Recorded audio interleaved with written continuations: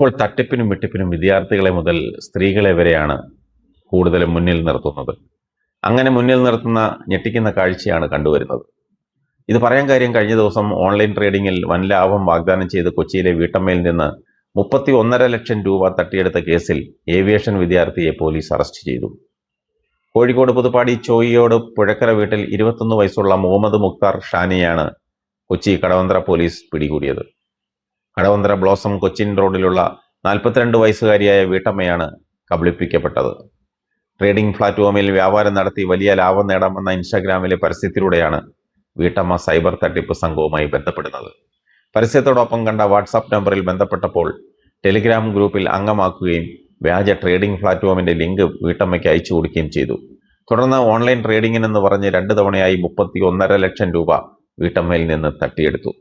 2025 October 10-ാം തീയതിക്കും 14-ാം തീയതിക്കും ഇടെയാണ് വിവിധ bank അക്കൗണ്ടുകളിലായി പണം കൈമാറിയത്. ലാഭവിഹിതവും മുടക്കുമുതലും തിരിച്ചു കിട്ടാത്തതിനെ തുടർന്ന് വീട്ടമ്മ കടവന്ത്ര പോലീസിൽ പരാതിപ്പെട്ടു.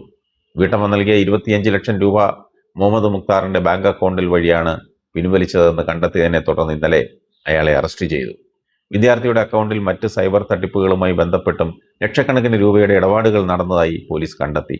മുഹമ്മദ് മുക്താർ ഷാനിനെ ഇന്നലെ കോടതിയിൽ ഹാജരാക്കി റിമാൻഡ് ചെയ്തു.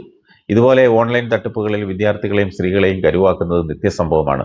കഴിഞ്ഞ ദിവസം കോങ്ങാട് MLA കെ ശാന്തകുമാരിയെ ഡിജിറ്റൽ അറസ്റ്റ് തട്ടിപ്പിനിരയാക്കാൻ ശ്രമം നടന്നു. തട്ടിപ്പ് ശ്രമം 2 മണിക്കൂറോളം നീണ്ടു. ഇന്നലെ രാവിലെ 10 മണിയോടെയാണ് MLAയുടെ നമ്പറിലേക്ക് ആന്റി ടെററിസ്റ്റ് സ്ക്വാഡിൽ നിന്നാണെന്നും പറഞ്ഞ് ഫോൺ വന്നത്.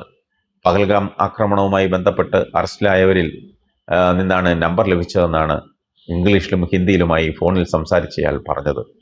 പിന്നീട് തിരുവനന്തപുരം സൈബർ സെൽ ആസ്ഥാനത്ത് നിന്നാണെന്ന് പറഞ്ഞ് SI സുരേഷ് കുമാർ എന്ന പേരിൽ മറ്റൊരാൾ വിളിച്ച് കേസ് രജിസ്റ്റർ ചെയ്തിട്ടുണ്ടെന്ന് പറയുകയും MLAയുടെ കൂടുതൽ വിവരങ്ങൾ ചോദിച്ചറിയുകയും ചെയ്തു. മലയാളത്തിലാണ് സംസാരിച്ചത്.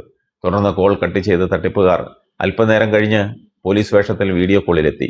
MLA വിശ്വസിപ്പിക്കാൻ ഒരുപാട് ശ്രമം നടത്തി. ഒഴിഞ്ഞ സ്ഥലത്തിരിക്കാനും ചോദ്യങ്ങൾക്ക് മറുപടി നൽകാനും ആവശ്യപ്പെട്ടതനുസരിച്ച് ഒറ്റയ്ക്ക് മുറിയിൽ കയറിയ MLA ആധാർ കാർഡ് നമ്പർ ഉൾപ്പെടെ തട്ടിപ്പുകാർ ചോദിച്ച വിവരങ്ങൾ നൽകി. മുംബൈയിലെ ബാങ്കിൽ ശാന്തകുമാരിയമ്മയുടെ പേരിൽ അക്കൗണ്ട് ഉണ്ടെന്നും അതിലെ തുക തീവ്രവാദ ആവശ്യങ്ങൾക്ക് ഉപയോഗിച്ചിട്ടുണ്ടെന്നും തട്ടിപ്പുകാർ പറഞ്ഞതോടെ MLAക്ക് സംശയം തോന്നി. കോൾ കട്ട് ചെയ്തു. ഈ സമയം വീട്ടിലെത്തിയ MLAയുടെ ഡ്രൈവറാണ് കുഴൽമന്ദം പോലീസിൽ വിവരമറിയിച്ചത്. പിന്നീട് പലതവണ കോൾ വന്നെങ്കിലും എടുത്തില്ലെന്ന് ശാന്തകുമാരി പറഞ്ഞു. ജില്ലാ പോലീസ് മേധാവിക്കും സൈബർ സെല്ലിനും പരാതി നൽകി. സൈബർ പോലീസ് കേസെടുത്ത് അന്വേഷണം ആരംഭിച്ചിട്ടുണ്ട്.